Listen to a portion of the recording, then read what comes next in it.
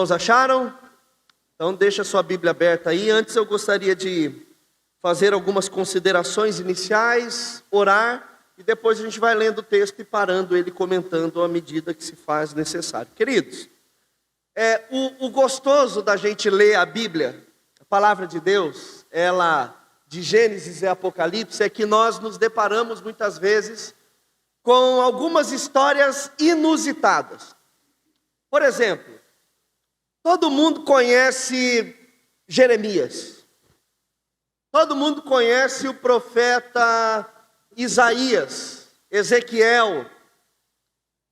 Grande parte conhece o profeta Natã, que repreendeu Davi.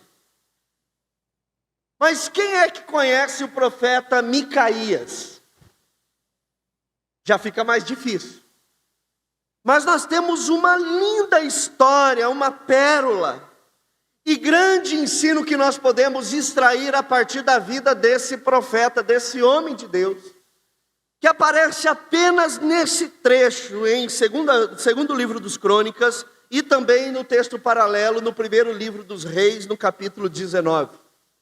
E essa história que nós vamos ler, ela envolve também dois outros grandes nomes conhecidos da Bíblia. O primeiro deles é o rei Acabe, rei do reino do norte, de Israel, rei corrupto, ganancioso, mentiroso, ardiloso, cuja esposa Jezabel era a pior pessoa talvez daquela época, maldosa, assassina.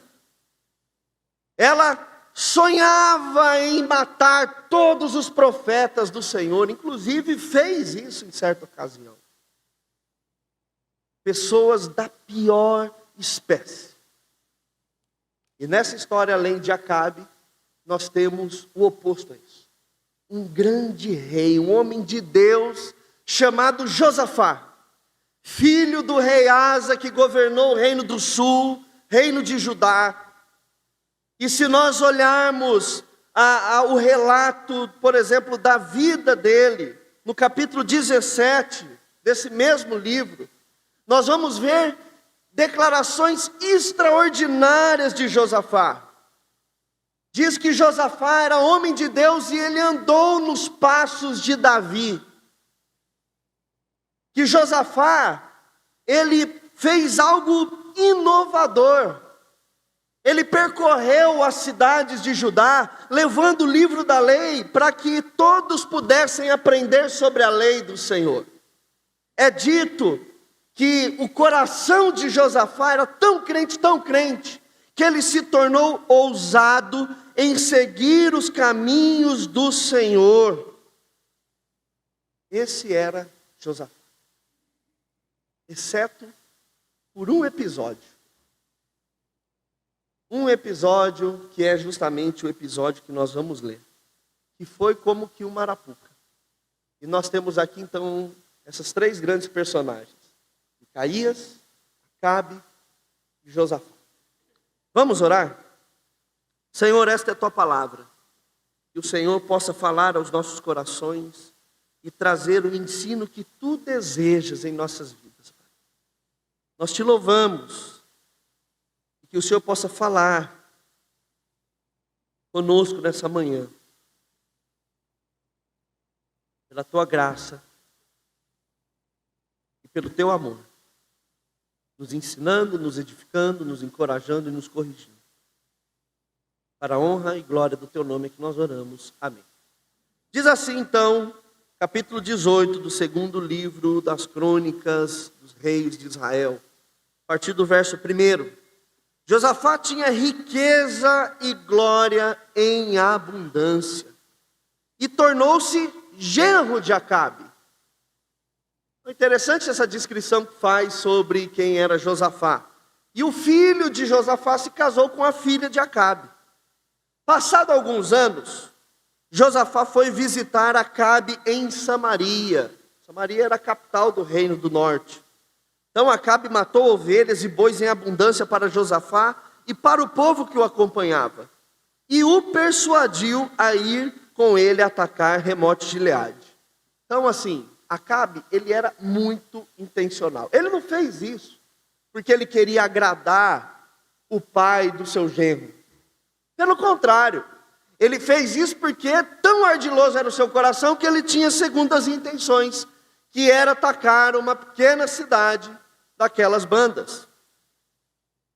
Acabe, rei de Israel, perguntou a Josafá, rei de Judá: você vai comigo a Ramote Gileade? Josafá respondeu: sou como você é. Mas com certeza ele não era como Acabe era. E o meu povo é como o seu povo. Iremos à guerra com você. Ele começou a se perder aqui, Josafá. Só que talvez, em um lampejo, provocado ali pelo próprio Espírito Santo de Deus, o verso 4 diz o seguinte: Josafá disse mais ao rei de Israel: consulte primeiro a palavra do Senhor. Não é só ir lá e começar uma guerra. Até porque Josafá não era alguém experimentado em guerra. Por ele ser tão crente, ninguém queria fazer guerra com ele, diz o capítulo 17. Pelo contrário, os filisteus, antigos adversários de Israel, foram lá e deram presentes a Josafá. Os árabes também foram lá e deram presentes a ele. Ou seja, todo mundo queria paz com aquele rei. Ninguém queria guerra com ele. Mas Josafá falou: vamos consultar primeiro a palavra do Senhor. Então o rei de Israel reuniu profetas, 400 homens, e lhes perguntou: devemos ir à luta contra Ramote Gileade ou devo me conter? Eles responderam: vá, porque Deus a entregará nas mãos do rei. Mas Josafá perguntou: não há aqui ainda algum profeta do Senhor para consultarmos? Aí olha só que interessante. Nós temos que voltar um pouquinho atrás na história. Qual foi o profeta que talvez tenha sido o grande adversário de Acabe e Jezabel? Elias. E alguns capítulos anteriores, se a gente for olhar lá no primeiro livro dos Reis, capítulo 19, nós vamos ter um pouco dessa história. Elias, ele sobe para orar e enfrentar os profetas de Baal, que eram os profetas do reino de Acabe e de Jezabel. E lá, Baal não manda fogo, mas Deus sim manda fogo, e Elias mata os profetas de Baal. Só que Elias, ele fica com medo, porque Jezabel promete que ia acabar com a raça de todos os profetas do Senhor. E ela cumpre e mata os profetas do Senhor. E Elias, com medo, ele foge porque ele acha que está sozinho. Então ele vai para uma espécie de caverna, se retira lá, e Deus fala assim: por que você está aqui? Ele fala assim: eu tenho sido muito zeloso. Sou o único profeta que resta. E aí no final, Deus diz assim: olha, eu ainda preservei 7.000 que não se curvaram a Baal e nem beijaram ele. Então Elias segue a sua missão. Então, muito provavelmente, gente, quando Josafá diz: não tem aqui nenhum profeta do Senhor, é porque Acabe havia consultado profetas que não eram do Senhor, porque eles tinham sido exterminados. E se aparecesse alguém ali, mandava matar novamente. E essas notícias correram por todas as regiões, e muito provavelmente Josafá sabia. Acabe matou profetas de Deus. E aí então ele fica com essa pulga atrás da orelha e fala assim: Acabe, não tem um profeta de Deus aí para a gente consultar? E curiosamente, tinha, mas estava preso. Logicamente, era de Deus, ia estar preso. Verso 7, o rei de Israel respondeu a Josafá: há um ainda, ou seja, matamos todo mundo, mas ficou um ainda, por meio de quem podemos consultar o Senhor, mas eu o odeio. E por quê? Porque nunca profetiza de mim o que é bom, mas somente o que é mau. O nome dele é Micaías, filho de Imlá. Josafá disse: o rei não deveria falar assim.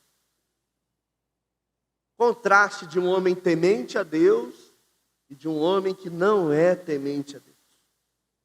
Então o rei de Israel chamou um oficial e disse: traga-me depressa Micaías, filho de Imlá. O rei de Israel e Josafá, rei de Judá, estavam assentados, cada um no seu trono, vestidos de trajes reais, numa eira, à entrada do portão da cidade de Samaria. E todos os profetas profetizavam diante deles. Esse grupo aí que não era profeta do Senhor. Zedequias, filho de Kenaana, fez para si uns chifres de ferro e disse: assim diz o Senhor, com estes você dará chifradas dos sírios até que estejam destruídos. Olha que discurso, né? Quase que circense. Todos os profetas profetizavam assim, dizendo: suba a Remote Gileade, você triunfará, o Senhor a entregará nas mãos do rei. O mensageiro que tinha ido chamar Micaías falou-lhe dizendo: eis que as palavras dos profetas, a uma voz predizem coisas boas para o rei. Portanto, que a sua palavra seja como um deles, fale o que é bom. Então, já foram buscar Micaías e já começaram a coagir ele. Toma atento, profeta.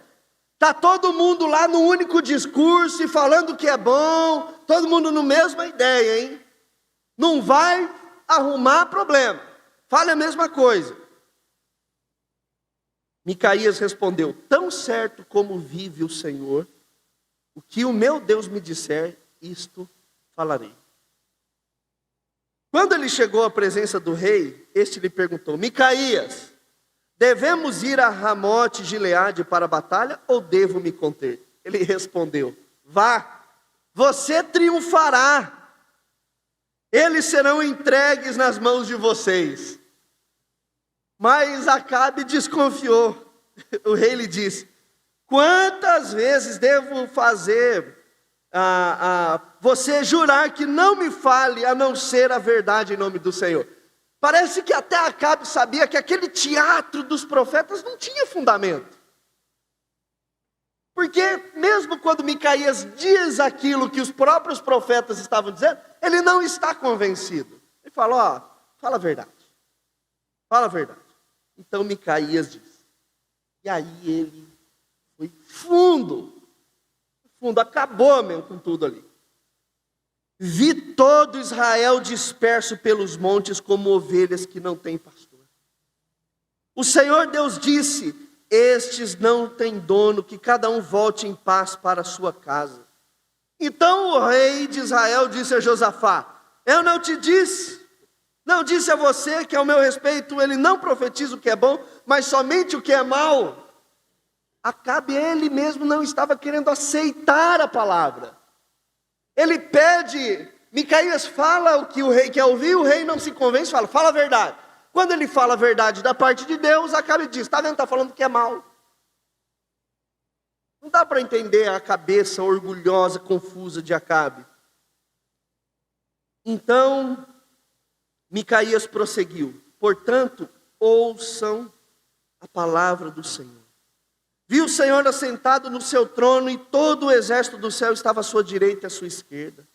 Então o Senhor perguntou: quem enganará Acabe, o rei de Israel, para que vá e seja morto em Remote Gileade? E um dizia uma coisa e outro dizia outra coisa. Então o espírito saiu, se apresentou diante do Senhor e disse: eu o enganarei. O Senhor perguntou: como? E ele respondeu: sairei e serei um espírito mentiroso na boca de todos os profetas do rei. Então o Senhor disse: vá, você conseguirá enganar. Vai e faça assim. E agora eis que o Senhor pôs esse espírito mentiroso na boca destes seus profetas. E o Senhor declarou que um mal vai lhe acontecer. Imagina, tenta visualizar essa cena. Todos os profetas, toda a corte, só ele ali. Tenta imaginar a cara de Josafá no trono, que era temente a Deus. Então Zedequias, filho de Kenaana, chegou e deu uma bofetada. E Micaías perguntou, ele ainda apanhou ali, levou um tapa na cara. Por qual caminho passou o Espírito do Senhor ao sair de mim para falar com você? Não é o profeta? Aqui nos lembra um episódio de Jesus, quando os soldados falam: quem te bateu? O senhor não é rei? Quem é que te bateu? Diga-nos. Micaías respondeu: eis que você o verá no dia em que estiver correndo, de quarto em quarto, tentando se esconder. Então o rei de Israel disse: prendam Micaías, vai entender, né? E levem-no de volta a Amon, governador da cidade, e a Joás, filho do rei, e digam: assim diz o rei, metam esse homem na cadeia, e a ponham a pão e água, até que eu volte em paz. Micaías disse: se o rei de fato voltar em paz. É porque o Senhor não falou por meio de mim. E acrescentou: que todos os povos ouçam isso. O rei de Israel e Josafá, rei de Judá, foram atacar Remote Gileade. Aqui a gente tem que se perguntar: Josafá, por quê? Você não ouviu o profeta? Você pediu o profeta de Deus, ele veio, ele falou, ainda você foi. O rei de Israel, Acabe, disse a Josafá: olha que pilantra, eu vou me disfarçar e entrar no combate, mas você use os seus trajes reais. Coloque um alvo nas suas costas, enquanto eu vou me esconder, tá bom, Josafá? E assim o rei, isso mostra como Josafá não sabia e não era experimentado em guerra, porque ele está muito passivo. E assim o rei de Israel se disfarçou, e eles entraram no combate, porque o rei temia a palavra de Micaías. Ora, o rei da Síria havia ordenado aos capitães dos seus carros de guerra que não lutassem nem contra pequeno, nem contra grande, mas somente contra o rei de Israel. E ali quem que estava vestido como rei de Israel? Josafá. Que beleza, né? Acabe quis ir para a luta e deixou Josafá exposto, e ele vazou.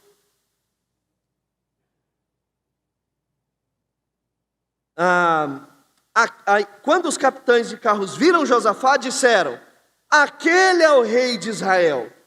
E se dirigiram até ele para atacar.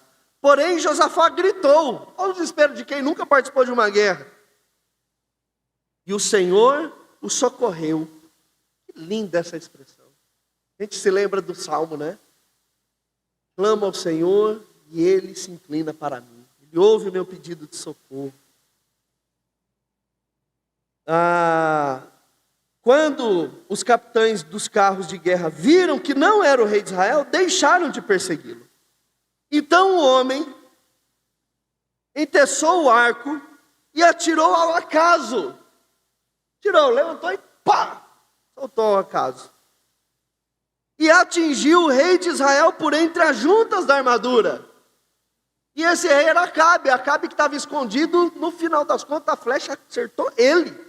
Então o rei Acabe disse ao condutor do seu carro: dê a volta e leve-me para fora do combate, porque estou gravemente ferido. A batalha se intensificou naquele dia, quanto ao rei de Israel, segurou-se em pé de carro na frente para os sírios até tarde, mas ao pôr do sol ele morreu. Aconteceu o que o profeta disse. E aí no capítulo 19, Josafá ele volta para casa, e aí se levanta o profeta Jeú, e a gente não vai ler, mas o profeta dá uma repreendida nele. Fala assim: o que você foi fazer lá? Você estava doido? E Josafá, que era um homem quebrantado, se arrepende, se quebranta. Enfim. E aqui nós temos, em apenas um capítulo, uma das histórias maravilhosas da Bíblia Sagrada e da Palavra de Deus. Irmãos, esse texto tem muitas lições. Ele nos ensina muitas coisas de várias maneiras.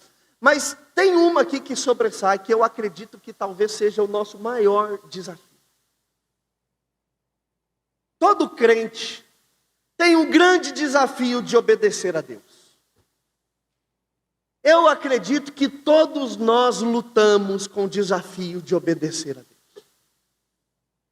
É difícil obedecer a Deus nesse mundo que nós vivemos.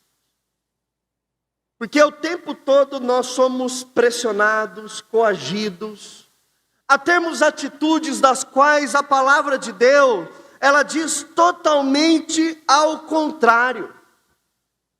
Obedecer é difícil obedecer a Deus no trabalho, é difícil obedecer a Deus no casamento, é difícil obedecer a Deus na igreja, é difícil obedecer a Deus com os nossos pais, com os nossos filhos, é difícil obedecer a Deus na escola, na faculdade, nos relacionamentos, é difícil obedecer a Deus.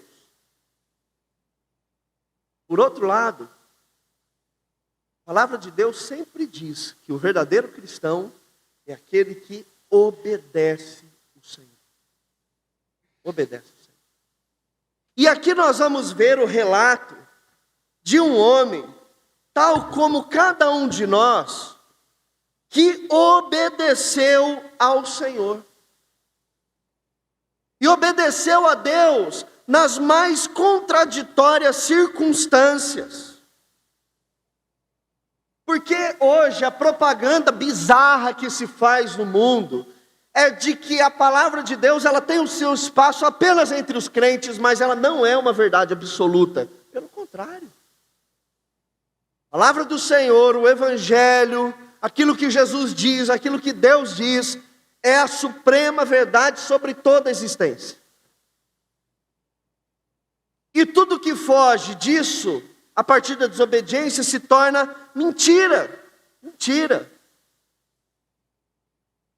E nós não temos um caminho para termos um coração mais avivado diante do Senhor do que obedecer o Senhor.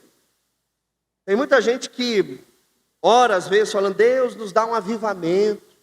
Ou ora individualmente, Senhor, eu quero ser um homem mais avivado, eu quero ser uma mulher mais avivada.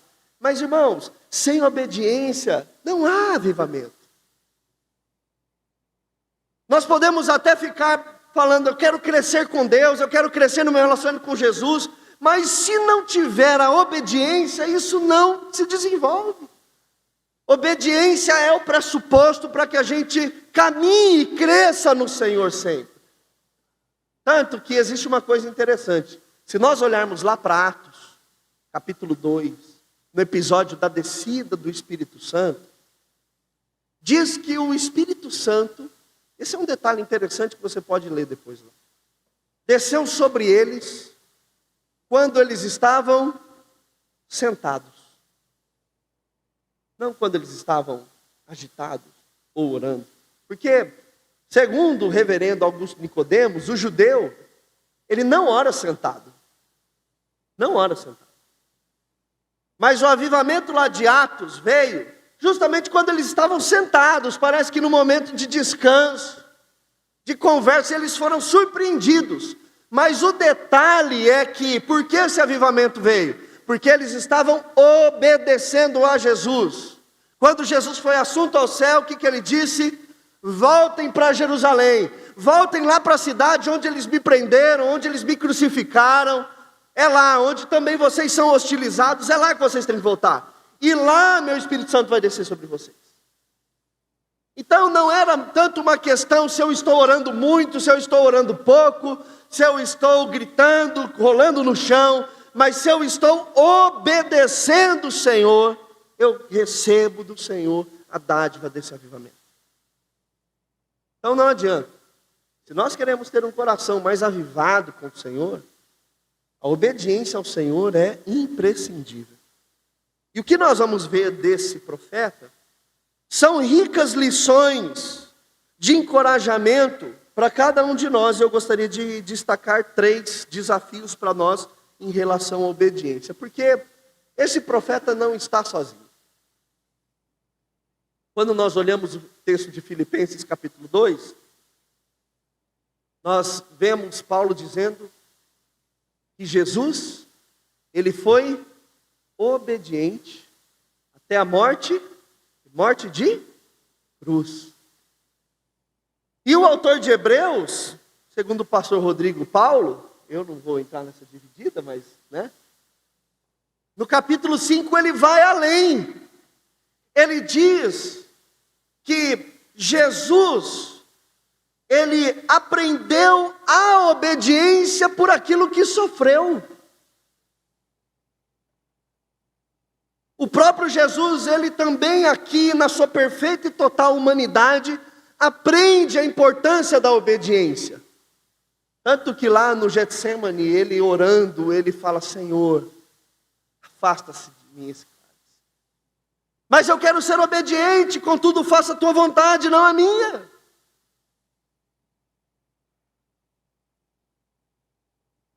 Também Tiago, irmão de Jesus, no capítulo 1, ele fala que se nós não obedecemos a Deus, nós estamos enganando a nós mesmos. Por quê? Estamos vivendo num cinismo. A gente vem aqui, levanta as mãos, canta, fala assim: não, eu sou crente, eu tenho Jesus no meu coração. Mas se nós não obedecemos, Ele não é Senhor. Por que me chamam de Senhor se não me obedecem à minha palavra? E Tiago está dizendo que se você é um cristão, ou se diz ser um cristão, e não obedece ao Senhor, você está enganando a si mesmo, porque não passa de uma religião cínica. E Atos, também no capítulo de número 5, quando os apóstolos são presos, e a comunidade religiosa fala assim: calem-se, fiquem quietos, calem a boca, não falem de Jesus. Eles falam assim: importa mais obedecer ao Senhor do que a vocês. A gente vai ver em todas as páginas das Escrituras a importância de obedecer. E obedecer é difícil. E talvez por isso que a Bíblia fale muito sobre obediência, porque o Senhor sabe como é desafiador para a gente obedecer a Deus. Como é difícil obedecer a Deus quando nós temos um ego a qual nós idolatramos. Quando nós não queremos abrir mão de coisas de quem nós somos, coisas ao nosso respeito, coisas que temos. Abrir mão da nossa personalidade, do nosso jeito de tratar os outros, de ser. Como é difícil obedecer. Mas através dessa história, nós temos alguns desafios. E o primeiro deles é que Micaías nos mostra, em parceria com toda a palavra do Senhor e esses outros textos, que nós precisamos obedecer ao Senhor, mesmo em consequências de cárcere, pão e água. Micaías sabia, e aqui a gente não está falando de um super-homem, nós estamos falando de um homem que decidiu obedecer o Senhor. Ele veio da prisão e voltou para a prisão. E quando Acabe diz assim, que você ficará preso até que eu volte, pode ser que Micaías foi esquecido e ficou morto lá naquela prisão. Pode ser que quando eu e você chegarmos ao céu, fica aqui o desafio: procure Micaías. Eu quero procurar ele. Se eu for para o céu, espero que sim. Como bom calvinista eu creio. Chega lá na Micaías, e aí? Você foi liberto? O que aconteceu depois que Acabe morreu? Ele vai falar assim: Davi, fiquei lá. Há pão e água esquecido, mas eu obedeci o Senhor. E às vezes nós não obedecemos o Senhor porque nós tememos as consequências. O que isso fará comigo?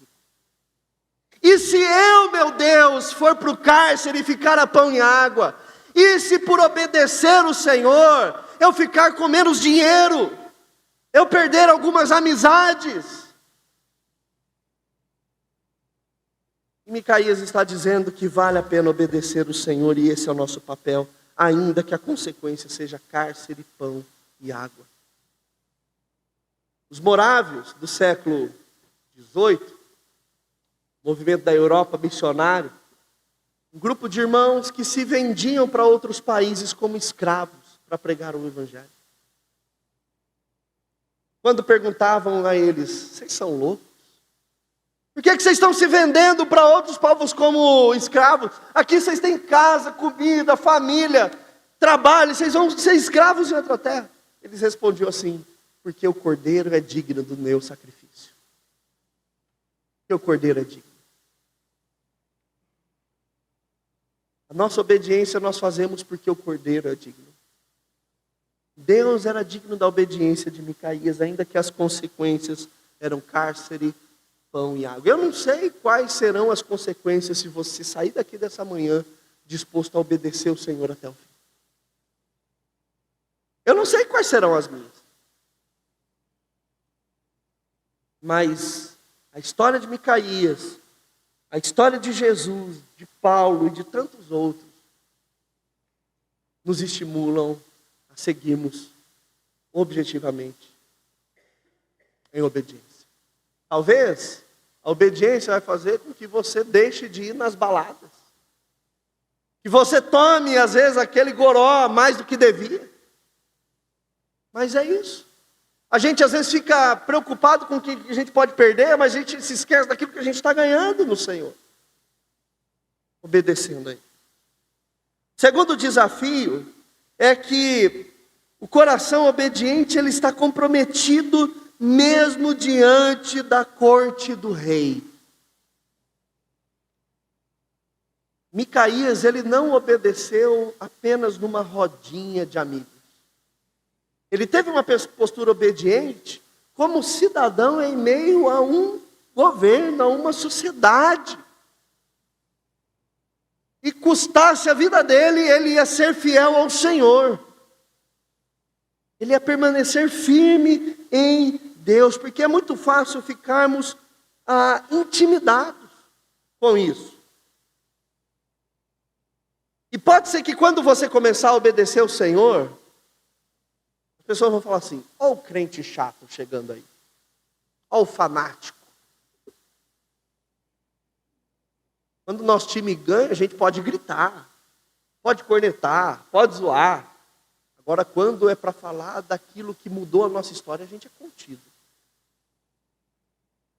E grita no futebol, chega aqui na igreja, a gente fica assim, ó. Estátua.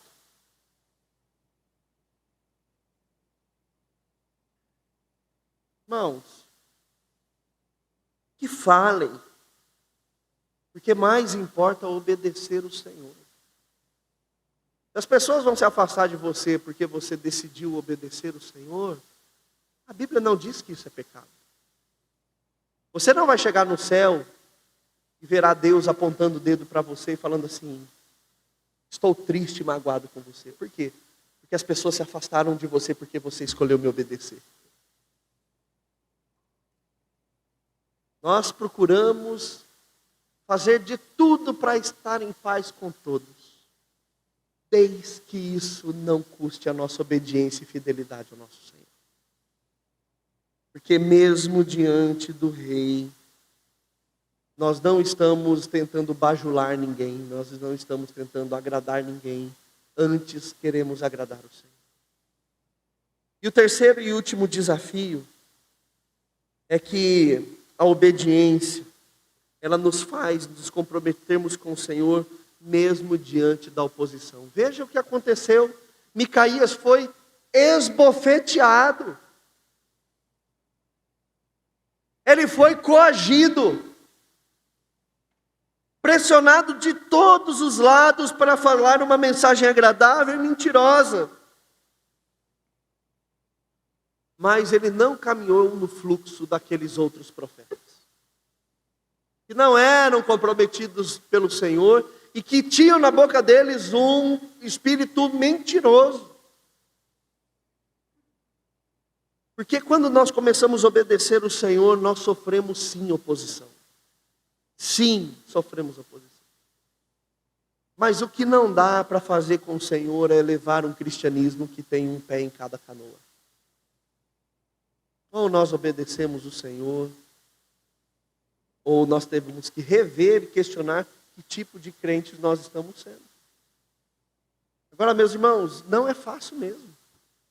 É um tremendo desafio, porque é difícil obedecer. Vai falar isso para o nosso coração. A gente até sai aqui na nossa mente animado, na adrenalina, uau, agora eu vou obedecer.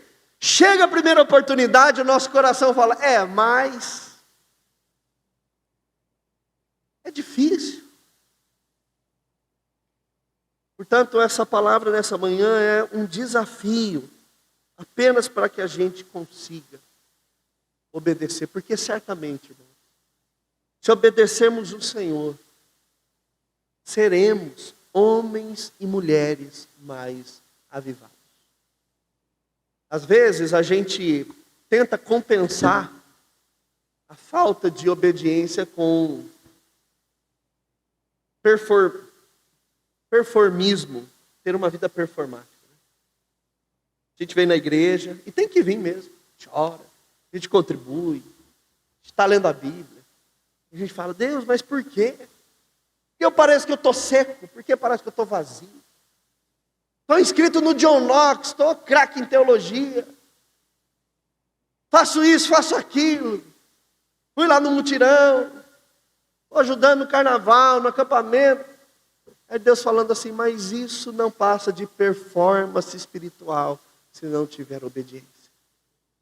O segredo é obedecer. Obedecer ao Senhor. Que Deus nos ajude, meus irmãos, que Deus nos desafie.